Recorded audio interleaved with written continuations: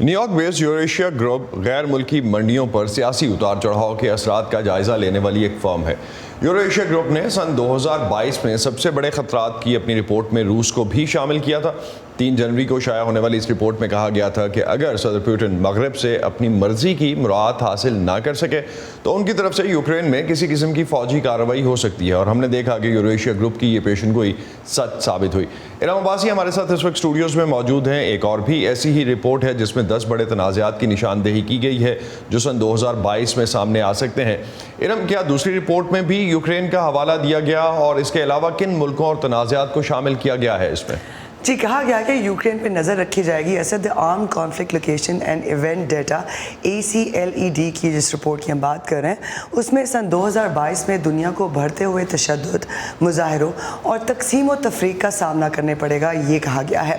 Report کے مطابق امریکہ میں پرتشدد احتجاج، افریقہ بھر میں دولت اسلامیہ سے وابستہ گروہوں کا عروج، یورپ میں کووڈ کے خلاف پابندیوں پر احتجاج اور مظاہرے، میانمار میں فوجی بغاوت کے خلاف احتجاج میں اضافہ، بھارت میں ہجوم کی جانب سے تشدد کے واقعات اور افغانستان میں بڑھتے ہوئے تشدد کی کوئی ایک جامع وجہ نہیں بلکہ مختلف وجوہات بتائی گئی، جن کا ذکر ہم آگے چل کر کریں گے۔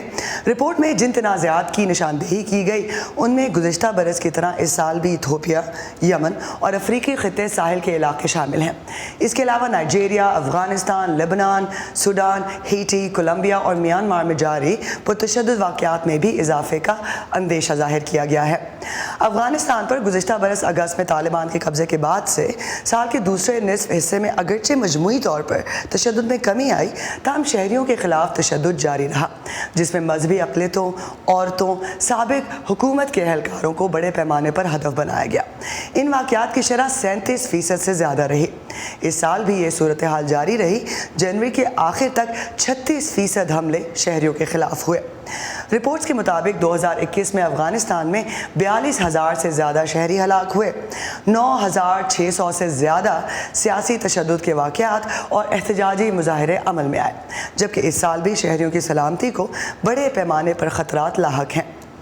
ایتھوپیا میں وفاقی حکومت اور ٹیگرے خطے کی انتظامیہ کے دوران 2021 میں مسلسل لڑائی جاری رہی، جس کے نتیجے میں سن 2000 کے بعد سے خطے میں سب سے زیادہ خون ریزی ہوئی۔ لڑائی اس سال بھی جاری ہے، تاہم دونوں فریقین کے بھاری جانی نقصان کی وجہ سے امید کی جا رہی ہے کہ اس سال امن مذاکرات کی کوئی راہ ہموار ہو سکے گی، لیکن تشدد میں اضافے کے خدشات مسلسل موجود ہیں۔ اطلاعات کے مطابق ایتھوپیا میں 2021 میں 8,500 سے زیادہ عام شہری ہلاک ہوئے، جبکہ سیاسی تشدد اور احتجاجی مظاہروں کے 1,600 سے زیادہ واقعات ہوئے۔ اسد اس رپورٹ میں عالمی عدم استحکام میں اضافے کے رجحان کی مختلف وجوہات بیان کی گئیں، جن میں اشرافیہ، مسلح گروہ، ریاستی افواج اور عام شہریوں کا پرتشدد مقامی سیاست کا حصہ بن جانا شامل ہے۔ اس کے علاوہ مسلح مقابلہ آرائی اور احتساب کا فقدان بھی تشدد میں اضافے کا سبب ہے۔ بہت شکریہ ارام عباسی آپ کا اس حوالے سے ہمیں ایک کمپریہنسو رپورٹ دینے کا۔